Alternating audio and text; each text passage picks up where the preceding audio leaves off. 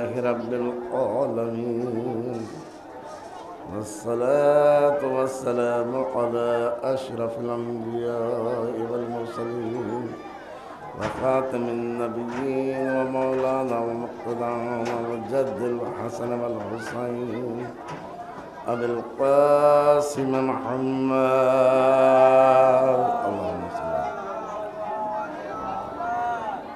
وآله الطيبين الطاهرين المعصومين المظلومين ولعنة الله على أعدائهم أجمعين.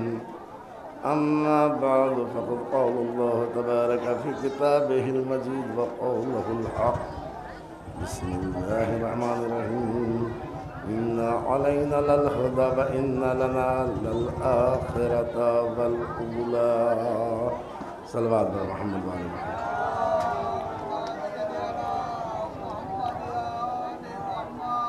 حضرات کرام قدر، بہرحال پہلی دفعہ اس منبر سے خطاب کرنے کا شرف حاصل ہوا ہے.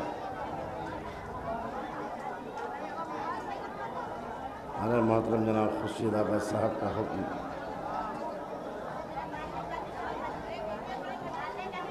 لیکن میرے عزیزو، وقت ذرا مشکل ضرور ہے، لیکن میں تو اس پہ عقیدہ رکھتا ہوں کہ مشکل اوروں کے لیے ہوتی ہے، علی والوں کے لیے نہیں ہوتی ہے. مشکلیں اوروں کے لیے ہوتی ہے، علی والوں کے لیے مشکل نہیں ہوتی ہے. علی والا کبھی مشکل میں نہیں ہوتا ہے، اس لیے کہ ہمیں فخر ہے اس بات کا کہ دنیا والوں کے پاس ایک بھی مشکل کشا نہیں ہے، ہمارے پاس 14 مشکل کشا ہے. ایک صلوات بھیجے محمد والے محمد پر.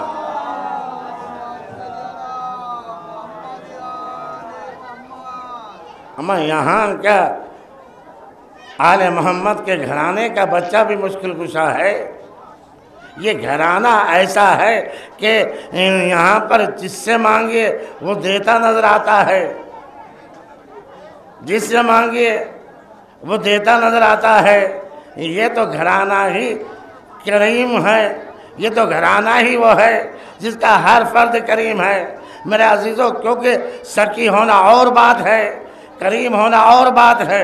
میں جملہ آپ تک پہنچا دوں کہ کریم اور سخی میں بڑا فرق ہے. سخی کہتے اسے ہے جو خود بھی کھائے دوسرے کو بھی کھلائے.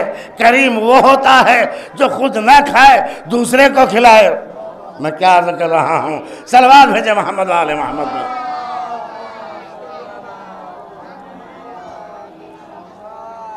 میرے عزیزو، یعنی کہ سخی وہ ہے کہ جو خود بھی کھائے دوسرے کو بھی کھلائے. کریم وہ ہے جو خود نہ کھائے دوسرے کو کھلائے. بھئی یہ آل محمد کی پہچان کہ یہ خود نہیں کھاتے ہیں غریبوں کو کھلاتے ہیں، یہ خود نہیں کھاتے ہیں یتیموں کو کھلاتے ہیں، یہ خود نہیں کھاتے ہیں بیواؤں کا خیال رکھتے ہیں. تو آل محمد کی پہچان یہ ہے کہ یہ خود بھوکے رہ سکتے ہیں مگر دنیا والوں کو بھوکا نہیں دیکھ سکتے ہیں. یہ خود فاقے کر سکتے ہیں، دنیا والوں کو فاقوں میں نہیں دیکھ سکتے ہیں.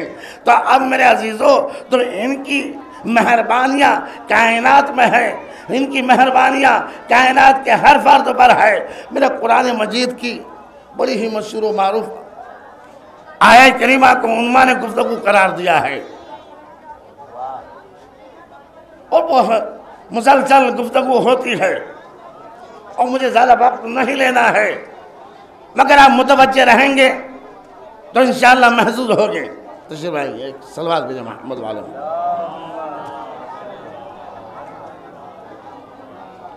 میرے عزیزو، ان علینا للہدی وان لنا للآخرۃ والأولی. بے شک ہدایت کی ذمہ داری ہمارے اوپر ہے اور دنیا و آخرت کا اختیار ہمارے ہاتھوں میں ہے. یہ اختیار کسی کے ہاتھ میں نہیں ہے.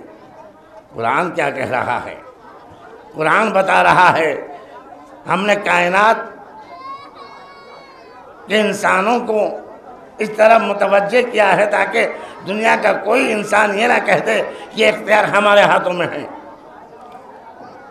صاف لفظوں میں ہے اِنَّ عَلَيْنَا لَلْهُدَىٰ وَإِنَّ لَنَا لَلْآخِرَةَ وَالْأُولَىٰ، بے شک ہدایت کی ذمہ داری ہمارے اوپر ہے اور دنیا و آخرت کا اختیار ہمارے ہاتھوں میں ہے۔ یعنی ہادی کا انتخاب ہم کریں گے، کائنات کے لیے نبی کا انتخاب ہم کریں گے، کائنات کے لیے امام کا انتخاب ہم کریں گے۔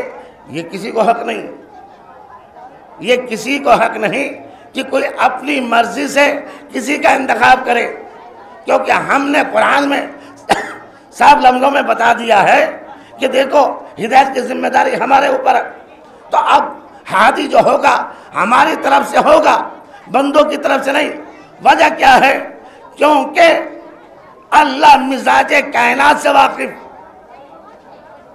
اللہ جو یعنی فعل خدا کائنات کے انسانوں کے مفاد کے لیے، فعل انسانی اپنے مفاد کے لیے، توجہ رہے، اگر آپ نے یہ بات محسوس کر لی تو انشاءاللہ آپ محسوس ہوں گے۔ میرے عزیزو قبلہ عالم صاحب، یعنی کہ اللہ کوئی بھی عمل، یعنی کہ اللہ کا فعل جو ہے وہ انسان کے مفاد کے لیے ہے، کائنات کے انسانوں کے مفاد کے لیے۔ انسان کا فعل جو ہے اپنے مفاد کے لیے۔ دوسرے یہ اللہ معصوم ہے، انسان معصوم نہیں ہے، نہیں بھائی اللہ معصوم ہے تو اللہ وہ غلطی کرے گا نہیں، کیونکہ معصوم کی یہ پہچان ہے، معصوم ہوتا ہی وہ ہے جو بے گناہ ہو، جس سے کوئی غلطی نہ ہو۔ لیکن انسان کیوں خطاؤں سے مرکب ہے تو انسان سے غلطیاں ہو جائے گی، امکان گناہ ہے، امکان غلطی ہے، تو اس لیے جو ہے انسان سے غلطی ہو سکتی، تو اس لیے یہ نظام اللہ نے اپنے ہاتھوں میں رکھا، اس لیے کہ انسان کی فطرت ہے کہ وہ اپنا فائدہ سوچتا ہے۔ اب اگر آپ تک یہ بات نہیں پہنچی تو تاریخ میں ذرا پیچھے چلیے، تو یہی تو ہوا بات ہے وفات رسول کہ تم ہمیں بنا دو، کل ہم تمہیں بنا دیں گے۔ یعنی مفاد نظر آیا، مفاد نظر آیا، کیونکہ یہ فائدہ نظر آ رہا ہے، سودا ہو رہا ہے کہ آج تم بناؤ کل ہم تمہیں بنا دیں گے۔ مگر اللہ نے اس لیے جو ہے اللہ انسان کی نیت سے واقف، تو اس لیے اللہ نے یہ نظام اپنے ہاتھ میں رکھا کہ جو بھی ہادی ہوگا اس کا انتخاب ہم کریں گے، ہم کریں گے۔ کیا بھائی اس لیے قرآن میں جا بجا ذکر ہے ہادیوں کا، اور یہی نہیں بلکہ جب آدم کی خلافت کی بات کہی تو کہا انی جاعل فی الارض خلیفہ، میں زمین پر ایک خلیفہ بنانے والا ہوں۔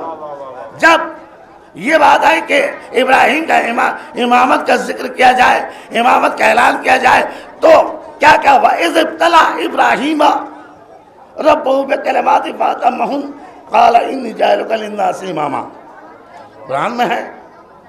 یعنی کہ جب آدم کی خلافت کی بات آئی تو کہا انی جاعل فی الارض خلیفہ، جب ابراہیم کی امامت کی بات آئی تو کیا کہا وَإِذِ ابْتَلَىٰ إِبْرَاهِيمَ رَبُّهُ بِكَلِمَاتٍ فَأَتَمَّهُنَّ قَالَ إِنِّي جَاعِلُكَ لِلنَّاسِ إِمَامًا۔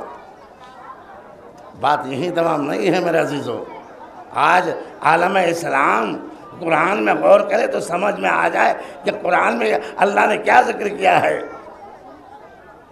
کیونکہ قرآن میں غور نہیں کرتے ہیں، صرف جو آیت پڑھتے ہیں۔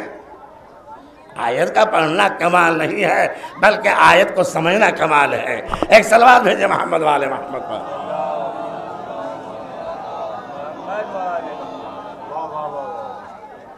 بھائی میں اس سے وہ نہیں کہ مجمع کم ہے، کیونکہ ہمارا عقیدہ ہے معصومین علیہ السلام تشریف لاتے ہیں، اور نہ اس ارادے سے آیا ہوں کہ میں مجھے زیادہ چاہیے، خدا کے فضل و کرم سے حسین ٹیکری میں امام جمعہ کی حیثیت سے ہوں۔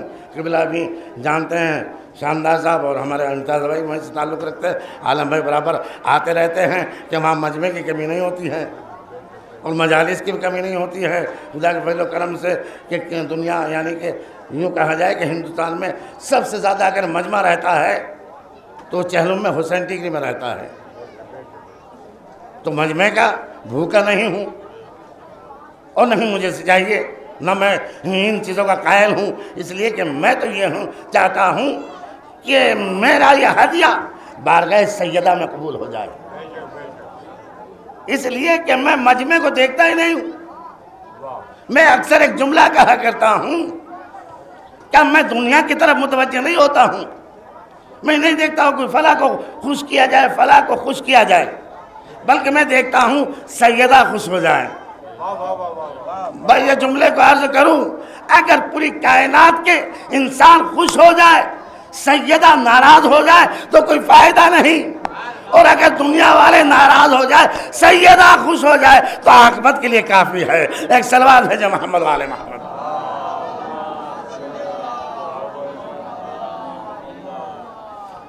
تو اس لیے جو ہے مجمع کا اپنا وہ نہیں لے، لیکن متوجہ رہیے گا جتنے افراد میں سمجھتا ہوں کہ سننے والے ہیں، سننے والا وہ وقت کا محتاج نہیں، یہ نہیں سوچا کہ بھائی وقت فلاں ہے اب کہاں جائیں گے. سننے والا فرش عذاب بچتا ہے، اس کی اہمیت کو سمجھتے ہوئے فرش عذاب پہ آ جاتا ہے. اس لیے میرے عزیزو، کیونکہ ہمارے آنے میں دیری ہو جاتی ہے مگر سیدہ کے آنے میں دیری نہیں ہوتی ہے. ایک صلوات بھیجیں محمد والے محمد.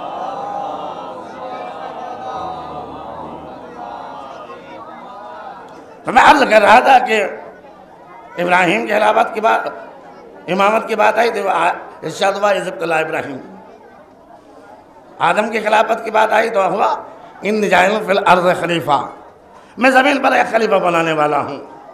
اب جب علی کی ولایت کی خلافت کی بات آئی تو اللہ نے قرآن کی آیت نازل کی، یا ایھا الرسول بلغ ما انزل، ہے نہیں قرآن میں.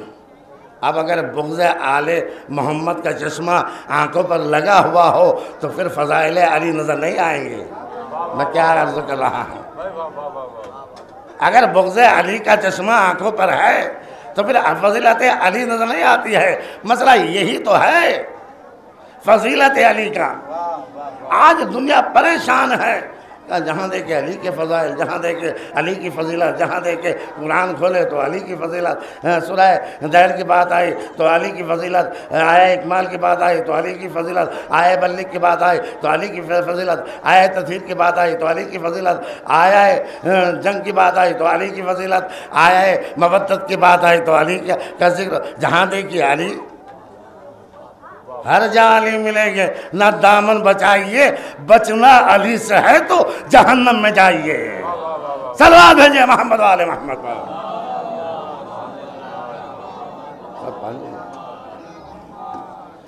میرے عزیزو، تو اب یہ ہے خلافت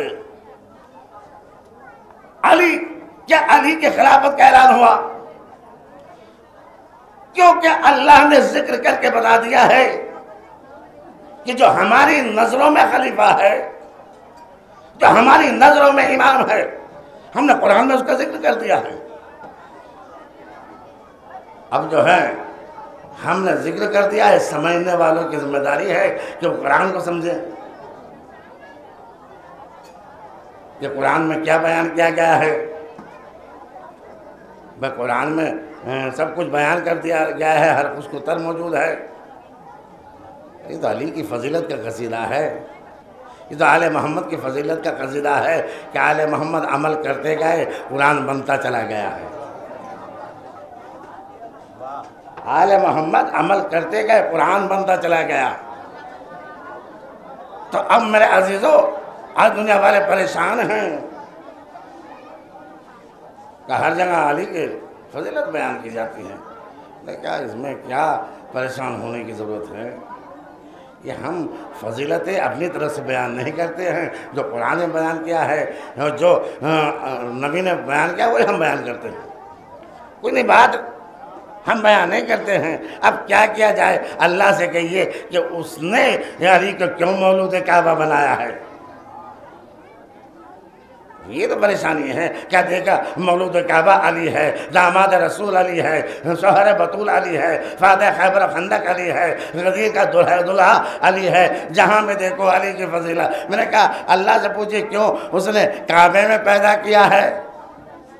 یہ شرف تو کسی کو حاصل نہیں، کسی نبی کو حاصل نہیں ہے. اس لیے کہ جناب مریم سے کہا تھا یہ زچہ خانہ نہیں ہے، بیت المقدس وہ بھی پہلا قبلہ تھا میرا عزیزو. لیکن علی کی ماں کو کعبے میں بلایا گیا تھا. تو علی کی ماں کو کعبے میں بلایا گیا تو اس کا مطلب یہ ہے کہ شرف بہت بلند علی کا. جس کی ماں کو کعبے میں بلایا جائے، یہی تو فرق ہے نبوت و امامت، نبوت عامہ اور امامت میں. یہی فرق ہے کہ نبی کی ماں کو بیت المقدس سے نکالا جاتا ہے اور علی کی ماں کو کعبے میں بلایا جاتا ہے. صلوات بھیجے محمد آل محمد.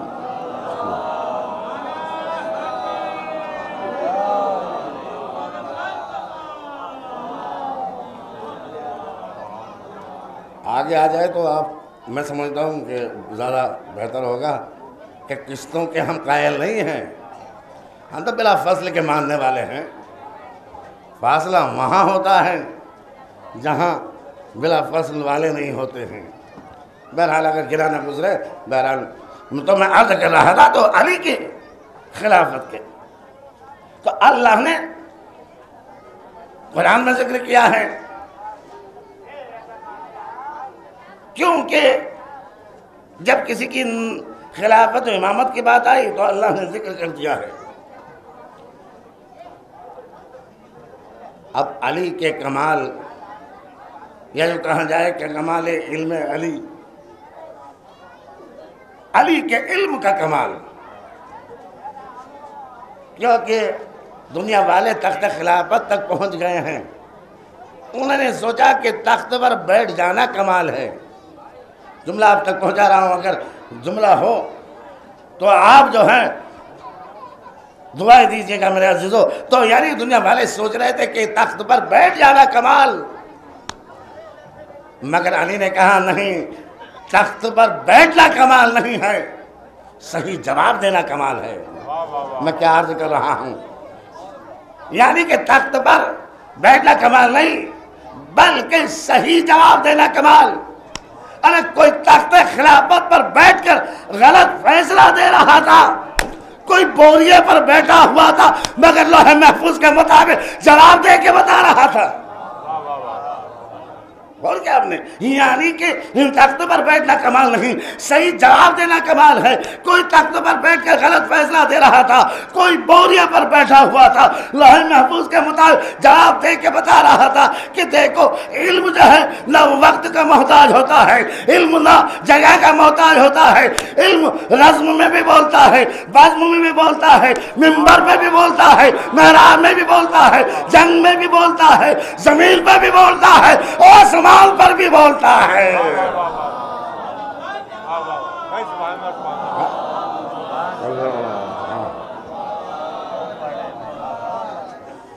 یعنی علم جو ہے وقت اور جگہ کا محتاج نہیں ہوتا ہے. علم جہاں ہوتا ہے وہیں بولتا ہے، چاہے وہ منبر پہ ہو. علم مولا نے کہا جو کچھ پوچھنا ہو پوچھ لو. منبر پہ آگے کہا نا علی نے، علی جہاں بھی رہے ہیں وہیں سے جواب دیتے نظر آئے ہیں. یہ علی کے علم کا کمال میرے عزیزو.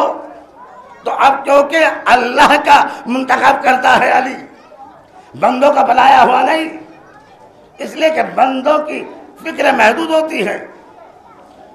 بندے سمجھ نہیں پائے کہ کائنات میں کسے بھیجنا ہے، مگر اللہ جانتا ہے کہ کائنات کو کس کی ضرورت ہے. آدم کی ضرورت ہے تو آدم کو بھیجا جائے گا، نوح کی ضرورت ہے تو نوح کو بھیجا جائے گا، ابراہیم کی ضرورت ہے تو ابراہیم کو، موسیٰ کی ضرورت تو موسیٰ کو، عیسیٰ کی ضرورت ہے تو عیسیٰ کو، یحییٰ کی ضرورت ہے تو یحییٰ کو، زکریا کی ضرورت ہے تو زکریا کو، عیسیٰ کی ضرورت تو عیسیٰ کو، نبی آخر کی ضرورت نبی آخر کو. تو میرے عزیزو اللہ نے جو ہے کائنات میں جو ہے اسی طرح انبیاء کو بھیجا ہے، حاجیوں کو کا انتخاب کیا ہے تاکہ دنیا جو ہے ان سے سیراب ہوتی رہے. ہم اس نے آدم کو بھیجا، نوح کو، ابراہیم کو، موسیٰ کو. اس کے بعد جب عیسیٰ کو چل کے چاند پہ بلایا تو کہا کہ اب میں اسے بھیجنے والا ہوں جو سردار انبیاء ہے، افضل المرسلین ہے۔ پوری کائنات جو ہے نبی آخر کا انتظار کر رہی ہے کہ نبی آخر آنے والا ہے، سرزمین مکہ پر آفتاب نبوت طلوع ہونے والا ہے۔ پوری کائنات انتظار کر رہی ہے۔ میرے عزیزو، میں نے کہا پالنے والے انتظار کرانے کی کیا ضرورت ہے؟ ارے فوراً جو ہے عیسیٰ کو چل کے چاروں پہ بلایا تو کائنات میں نبی آخر کو بھیج دیتا۔ آواز آئی، نادان تجھے نہیں معلوم میں پہلے محمد کا انتظار کرا کے انہیں عادی بنانا چاہتا ہوں تاکہ آخر محمد کے انتظار میں انہیں زحمت نہ ہو۔ نہیں میرے عزیزو، میں جملہ آپ تک پہنچا دوں۔ یہ جملہ میں نے آپ تک علامہ جوادی کا پہنچایا کہ اللہ جو ہے دنیا کو انتظار کرا کے عادی بنانا چاہتا ہے کہ دنیا جو ہے آخری محمد کے انتظار میں زحمت نہ کرے، زحمت نہ ہو۔ میرے عزیزو، بس میرے عزیزو، پوری کائنات جو ہے انتظار محمد عربی کا کر رہی تھی۔ بس ایک جملہ آپ تک پہنچا دوں کہ پوری دنیا جس کا انتظار کرے اسے محمد عربی کہا جاتا ہے، اور محمد عربی جس کا انتظار کرے اسے علی کہا جاتا ہے۔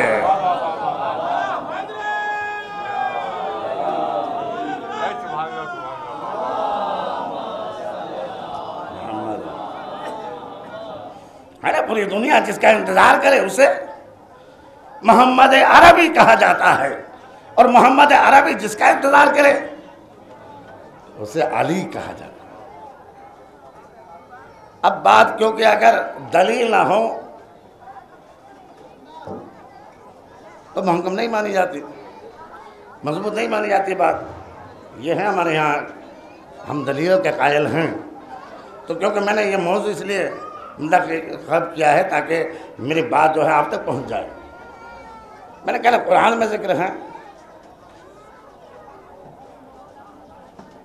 کیونکہ اللہ نے جب کہہ دیا ہے کہ ہدایت کی ذمہ داری ہمارے اوپر ہے اور دنیا آخرت کے اختیار ہمارے ہاتھ میں ہیں، تو اب یہ تو نہیں ہوگا کہ کوئی بھی جو ہے ہادی بن جائے گا، کوئی بھی رہبر بن جائے گا، بلکہ جو ہادی کل ہوگا، جو رہبر کل ہوگا، وہ اللہ کی جانب سے ہوگا۔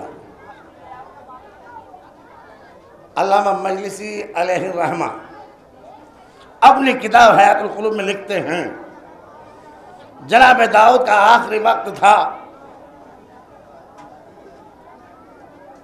کہ ایک مرتبہ جناب داؤد پہ وحی نازل ہوئی کہ داؤد اس سے قبل کہ تم دنیا سے جاؤ اپنا جانشین منتخب کر کے جاؤ۔ انہوں نے اپنی بیوی کے سامنے سے کیا، بیوی نے کہا آپ فلاں بیٹے کو جانشین بنا دیجئے۔ کہا میری بھی یہی مرضی ہے۔ ابھی یہ سوچا ہی تھا کہ وحی الہی نازل ہوئی کہ اے داؤد جانشین بنانے میں جلدی مت کرنا، ہمارے حکم کا انتظار کرو۔ جملہ سنے گا، اگر بات میری آپ تک پہنچ گئی تو انشاءاللہ یہی کافی ہے میرے لیے۔ میرے عزیزو، کہا جلدی مت کرنا، ہمارے حکم کا انتظار کرنا۔ ابھی حکم آیا تھا کہ اپنا جانشین بناؤ، مگر دیکھا کہ نبی اور نبی کی زوجہ چاہتی ہے فلاں بیٹے کو اپنا جانشین بنائیں۔ بحکمت حکم خدا ہوا کہ ابھی انتظار کرو۔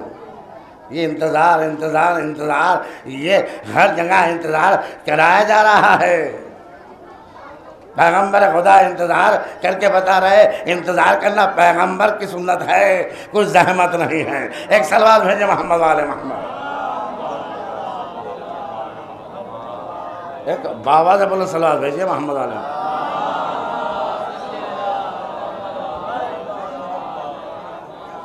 ہے نا میرے عزیزو، تو یہاں پر جو ہے انتظار کر رہے ہیں کہ قضیہ آیا۔ قضیہ جناب سلیمان کی خدمت میں پیش کیا گیا۔ جناب سلیمان نے قضیے کو لوح محفوظ کے مطابق حل کر دیا۔ جب حل کر دیا تو آواز قدرت آئی، اے داؤد سلیمان کو اپنا جانشین بناؤ۔ ایک صلوات بآواز بلند بھیجے محمد علیہ محمد پر۔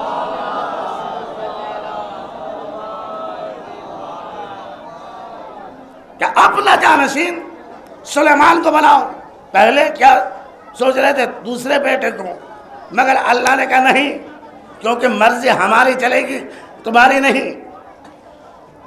سلیمان نے قضیے کو لوح محفوظ کے مطابق حل کر دیا تو اللہ نے کہا کہ داؤد سلیمان کو اپنا جانشین بناؤ۔ جناب سلیمان نے اعلان کر دیا کہ میرے وصی، میرے جانشین سلیمان ہیں۔ اب گھر آئے، بیوی نے پوچھا کیا ہوا؟ کہ جو تمہاری ہماری مرضی تھی اس کے خلاف اللہ کی مرضی تھی۔ اللہ کی مرضی یہ تھی کہ سلیمان کو جانشین بنایا جائے، تو سلیمان کو ہم نے اپنا جانشین بنا دیا۔ بھائی تبرک بانٹ لیجئے جلدی، ایک صلوات بھیجیں محمد والے محمد۔ تبرک تو بعد میں بانٹنا چاہیے، سنیں۔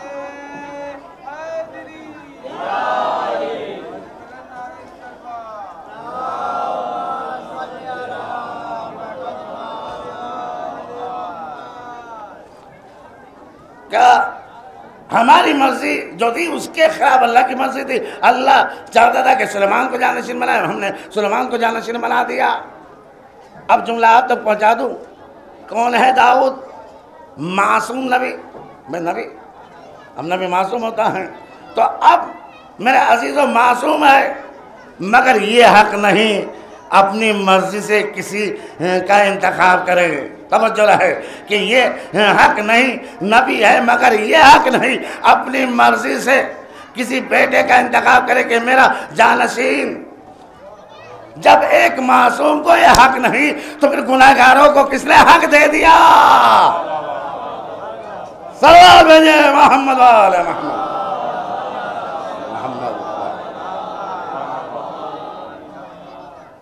جب ایک معصوم نبی کو یہ حق نہیں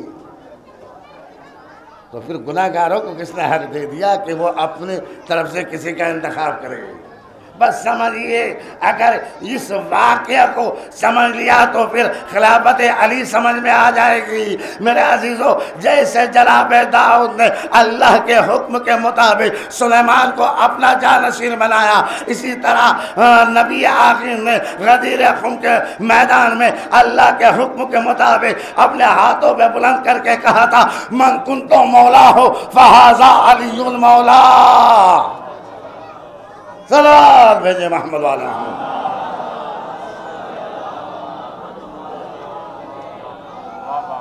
سمجھ گئے نا؟ یعنی یہ ہے کہ اپنی مرضی نہیں چلے گی، اللہ کی مرضی۔ اس لیے جو خود گناہ گار ہے وہ دوسروں کے گناہوں سے کیا روکے گا؟ اگر کوئی شراب پیتا ہے تو کیا وہ کسی کو شراب پینے سے روکے گا؟ کہ خود نماز نہیں پڑھتا تو دوسرے کو، اور ان کے کہنے سے کوئی فرق نہیں پڑتا۔ ویسے بھی شریعت میں قرآن بھی کہہ رہا ہے، قرآن کہہ رہا ہے أَتَأْمُرُونَ النَّاسَ بِالْبِرِّ وَتَنْسَوْنَ أَنفُسَكُمْ، دوسروں کا نیکی کا حکم دیتے ہو جبکہ اپنے نفس کو بھول گئے ہو۔ تو اب یہ ہے غدیر میرے عزیزوں، کیونکہ غدیر اہم پہلو ہے، اور مسلسل میں حسین ڈگری میں اس عنوان پر گفتگو کرتا ہوں، ایک پیغام پہنچاتا ہوں کہ عید غدیر کوئی معمولی عید نہیں ہے۔ چھٹے امام نے فرمایا نا کہ سب سے بڑی عید ہے، تو اسی انداز سے ہمیں منانا چاہیے۔ صادق آل محمد نے فرمایا کہ عیدوں میں سب سے بڑی عید غدیر ہے، اور دنیا والے نہیں سمجھ رہے ہیں کیا بھائی میٹھی عید، بقرہ عید یہ، لیکن معلوم نے کہا کہ سب سے بڑی عید غدیر ہے، کیونکہ پیغام ہے جو میں آپ تک پہنچانا چاہتا ہوں۔ کیونکہ رسول اسلام نے جو پیغام پہنچایا اللہ کے حکم کے مطابق حاجیوں کے مجمع میں، مطلب پیغام جو ہے وہ مدینے میں پہنچایا جا سکتا تھا، مکے میں بھی، مگر اس لیے کہ وہاں سے قافلوں کے راستے الگ الگ ہو جاتے تھے تاکہ یہ حکم جو ہے ہر گھر تک پہنچ جائے۔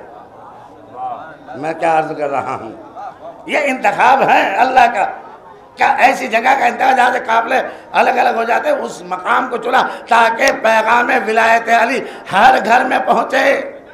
تو جب اللہ یہ چاہتا ہے تو پھر علی والوں کو کیا چاہیے؟ ہر گھر میں عید منائی جائے، ہر گھر میں عید منائی جائے تاکہ دنیا والوں کی سمجھ میں تو آئے کہ یہ عید کیوں منا رہے ہیں۔ اس میں ثواب بھی ہے اور تبلیغ بھی ہے۔ تو میرے عزیزو، آپ کسی سے پوچھئے، آپ رہیں ماہ رمضان میں جب عید آتی ہے 29 یا 30 روزوں کے بعد جو ہے عید آتی ہے، کسی مسلمان سے پوچھئے کہ آپ کیوں عید منا رہے ہیں؟ تو یہ کہا کہ اس لیے کہ ماہ رمضان کے 29 یا 30 روزے مکمل ہو گئے ہیں تو ہم عید منا رہے ہیں۔ میرے عزیزو، توجہ رہیے،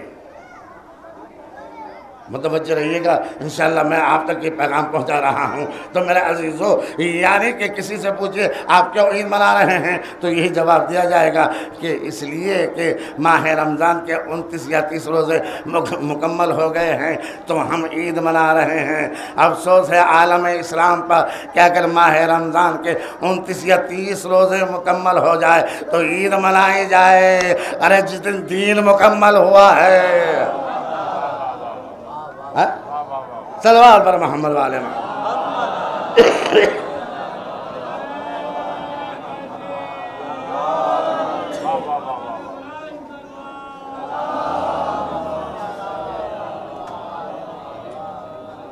ماہ رمضان کے 29 یا 30 روزے مکمل ہو تو عید منائی جائے، اور جب دین مکمل ہوا ہے تو عید نہ منائی جائے۔ دین مکمل ہوا ہے۔ امام محمد باقر علیہ السلام فرماتے ہیں دین کی بنیاد 5 چیزوں پر ہے: نماز، روزہ، حج، زکوٰۃ اور ولایت امیر المومنین۔ زرارہ چاہنے والا تھا، اس نے پوچھا مولا آپ نے 5 چیزیں بیان کر دی ہے کہ 5 چیزیں وہ ہیں جن پر دین کی بنیاد ہیں: نماز، روزہ، حج، زکوٰۃ، ولایت امیر المومنین۔ یہ بتائیے کہ ان میں سب سے افضل کون سی ہے؟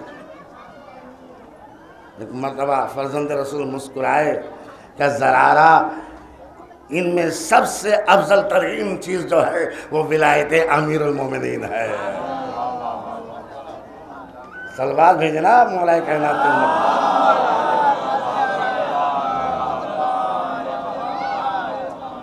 کہ ولایت امیر المومنین سب سے افضل۔ پھر فرمایا کہ اے زرارہ ولایت امیر المومنین کنجی ہے۔ جملہ آپ تک پہنچا دیا ہے، صاحبان عقل و فہم کا مجمع ہے کہ کنجی ہے، یعنی چابی ولایت امیر المومنین۔ اب جو ہے کوئی بھی عمل قبول ہوگا تو ولایت کے اقرار کے بعد۔ نماز پڑھتے رہیے، اگر علی کی ولایت کا اقرار نہیں تو کوئی فائدہ نہیں۔ روزے رکھتے رہیے، اگر علی کی ولایت کا اقرار نہیں تو کوئی فائدہ نہیں۔ حج کرتے رہیے گا، تقدیر کا چکر ہو سکتا ہے، طواف خانہ کعبہ نہیں۔ زکوٰۃ مگر علی کی ولایت کا اقرار نہیں تو مال کی بربادی تو کہا جائے گا، زکوٰۃ نہیں۔ اس لیے کہ ہر عمل جب ہی قبول ہوگا جب علی کی ولایت کا اقرار۔ علی کی ولایت کا اقرار۔ اب ولایت علی ابن ابی طالب کے بغیر کوئی بھی عمل اللہ کی بارگاہ میں قبول نہیں ہوتا ہے۔ تو میرے عزیزو، اب اسی لیے جو ہے جس میں ولایت علی ابن ابی طالب کا اقرار نہیں ہوگا وہ نماز پھینک دی جائے گی، کہ اس کا کوئی فائدہ نہیں ہے۔ یہ لیکن پہلے ولایت علی کا اقرار، کیونکہ نبیوں سے بھی تو اقرار کرایا گیا۔ نبیوں سے کہا گیا کہ اے آدم لو عہدہ نبوت، علی کی ولایت کا اقرار کرو۔ ابراہیم عہدہ نبوت لو، مگر پہلے علی کی ولایت کا اقرار کرو۔ موسیٰ علی کی ولایت کا اقرار کرو۔ عیسیٰ علی کی ولایت کا اقرار کرو، بعد میں تمہیں عہدہ نبوت دیا جائے گا۔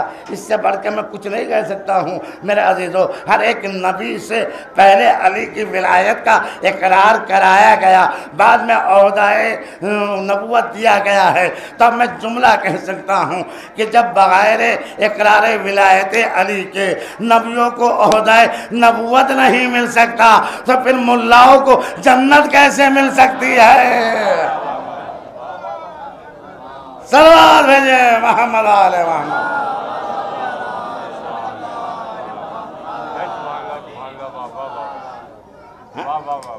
जब नबियों को ओहदा नबूवत नहीं मिल सकता, फिर इन मुल्लाओं को अली की विलायत के बगैर जन्नत कैसे मिल सकती है? क्योंकि जन्नत अली की मिल्कियत है, जन्नत फातिमा की जागीर है, जन्नत लुटेरों की जागीर नहीं है। जन्नत दुनिया वालों को अपना माल देने वालों की जन्नत है, या यूँ कहा जाए कि बाग़े फिदा के लूटने वालों के नहीं है, बल्कि उनकी जन्नत है जिन्होंने अपना माल राह इस्लाम में खर्च किया है। बस मेरे अजीज़ों, मैं अर्ज़ कर चुका हूँ, बड़ा मुश्किल वक्त ज़रूर है, मगर मैंने ही अर्ज़ किया था अली वाले के लिए कोई मुश्किल नहीं होती है। अज़ादारान मज़लूम करबला आप पुरसा देने के लिए हाज़िर हुए हैं, क्योंकि एक दुखिया माँ आती है पुरसा लेने के लिए, और ये भी वो शहीद है जिसे सैयदा ने बेटा कहा है, ये इनका शरफ़ है। अज़ादारान मज़लूम करबला मसाइब तो सोचने की चीज़ है, तसव्वुर किया जाता है, आंखों में आंसू आ जाते हैं, इसलिए कि कायनात का सबसे गरीब कोई शख्स अगर है तो वो हुसैन है। अज़ादारान मज़लूम करबला और मज़लूमों में चंद बीबियाँ बड़ी मज़लूमा हैं। एक सैयदा है फातिमतुज़ ज़हरा, 18 साल की उम्र जवानी की उम्र होती हैं। आप जानते हैं ना कि सैयदा की उम्र 18 साल थी। 18 साल की उम्र जवानी की उम्र होती है, मगर तारीख़ कहती है, मकातिल लिखते हैं कि सैयदा 18 साल की उम्र में असा के सहारे चल रही थी। 18 साल की उम्र में सर के बाल सफ़ेद हो चुके थे। ये बीवी बड़ी मज़लूमा है। एक बीवी और है बिन्त अली, बड़ी मज़लूमा है। ज़ैनब कुबरा बड़ी मज़लूमा है, इसलिए कि भाई को चंद कदम दूर ज़िबा होते हुए देखा। अरे माजा ज़िबा हो रहा था, बिन्त अली कह रही थी ओ पिसरे साहब तू खड़ा देख रहा है, मेरा माजा ज़िबा हो रहा है।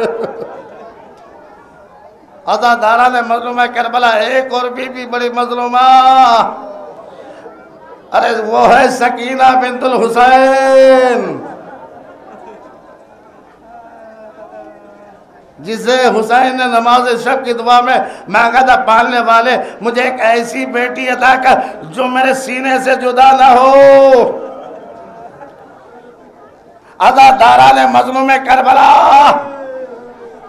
अरे वो बीवी जिसे हुसैन ने नमाज शब की दुआ में मांगा था, पालने वाले ऐसी बेटी हो जो मेरे सीने से जुदा ना हो। सुनिएगा, अगर आपने तसव्वुर कर लिया तो गिरिया करेंगे। मेरी माँ बहन तशरीफ फरमा है अज़ादारान मज़लूम करबला, इसलिए कि रबाब की बेटी है ना, बड़ी मज़लूमा बीबी है ये भी, इसलिए कि वो बीबी है जिसका सब कुछ करबला और शाम में लुट गया था। ये बड़ी मज़लूमा है अज़ादारान मज़लूम करबला। अल्लामा जान शाह काज़मी कहते हैं कि ईद का दिन था कि इमाम हुसैन सकीना को बिठाए हुए थे। बकरा ईद जनाब मुस्लिम की शहादत हो चुकी थी। उधर से रुकैया बिन्त मुस्लिम को आते हुए देखा। जनाब इमाम हुसैन ने सकीना को हटाया, रुकैया को जानू में बिठाया। एक मर्द सकीना ने पूछा, बाबा ये तो बताइए आपने रुकैया को क्यों बिठाया है? अरे मुझे क्यों हटाया है? क्या बेटी तुझे नहीं मालूम, इसका बाबा शहीद हो गया है, ये यतीम हो गई है।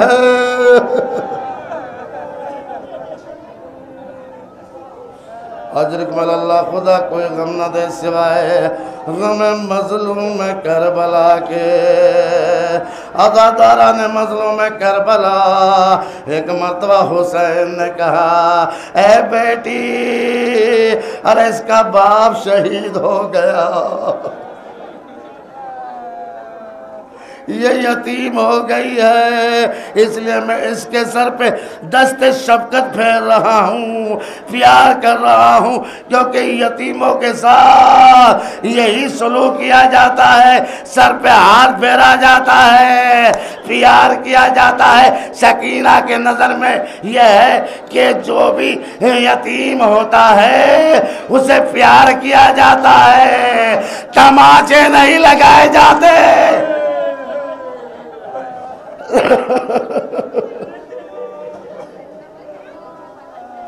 تماچے نہیں لگائے جاتے، پیار کیا جاتا ہے۔ عزادارو، مگر عصر عاشور عجیب منظر تھا، جو آگے بڑھا کوئی تماچے مار رہا ہے، کوئی گوشوارے چل رہا ہے۔ سکینہ جب نہیں مقتل کا رک کر کے کہتی ہو بابا، کیا اسی کو یتیمی کہا جاتا ہے؟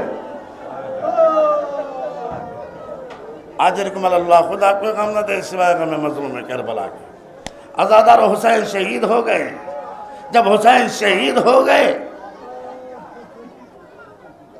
شمر ملعون آگے بڑھتا ہے، ظالم آگے بڑھتا ہے، چاہتا ہے کہ سکینہ کے بندے چھینے۔ سکینہ نے کہا ہے شمر وہیں رک جا، میں خود اتارے دیتی ہوں۔ سن سکتے ہیں جملہ، اولاد والوں کا مجمع ہے۔ شمر کہتا ہے کہ شمر سے سکینہ کہتی ہے کہ اے شمر رک جا، میں خود اتارے دیتی ہوں۔ سکینہ نے لاکھ کوشش کی کہ بندے اتر جائے، مگر بندے نہ اترے، اس لیے کہ سکینہ سے بندے اتارنے بھی نہیں آتے تھے، کیونکہ ماں نے پہنائے تھے، بابا نے پہنائے تھے۔ جب بندے نہ اترے، ظالم نے کیا ظلم کیا، ایک مرتبہ ہاتھ آگے بڑھایا، عزادارو بندے اتارے نہیں، کھینچے۔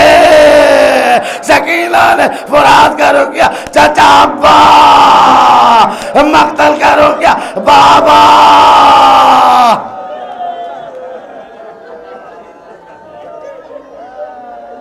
خون ٹپک رہا تھا، کان زخمی۔ عزاداران مظلوم کربلا، ظلم یہی تمام نہیں ہوا۔ 11 محرم آئی، اہل بیت کو اسیر کیا گیا۔ اس کے بعد سکینہ کے لیے ایک اونٹ منگایا گیا، وہ بھی اونٹ وہ جس کی ہڈیاں نظر آ رہی تھی۔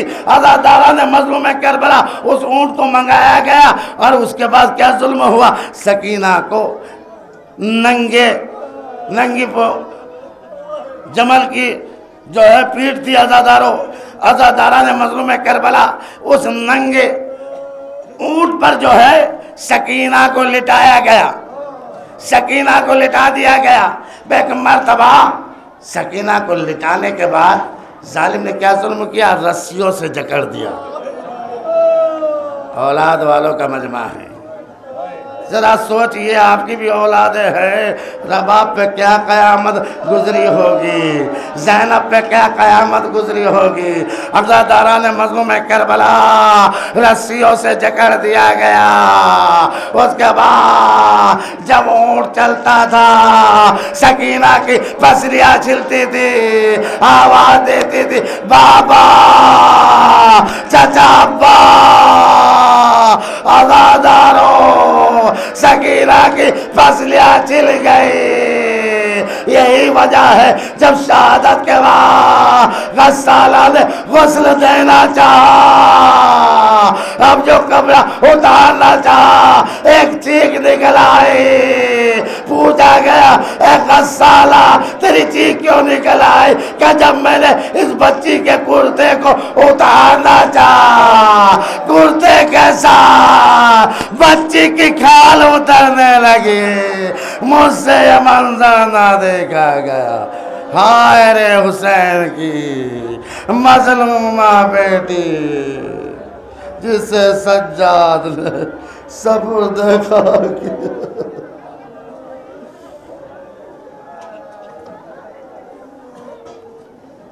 یا اللہ بحق محمد علیہ ہمارے آنسو کو مغفرت مزاحم جو پریشان حال ہیں ان کی پریشانی معروف، جو بے روزگار ہیں انہیں روزگار عطا فرما، جو برسر روزگار کے روزگار میں ترقی عطا فرما، تمام مہمان اہل بیت کی حفاظت فرما، تمام ہی زائرین کرام جو یہاں آئے ہیں ان کی زیارت کو قبول فرما. یا اللہ بحق محمد وآل محمد جتنے بھی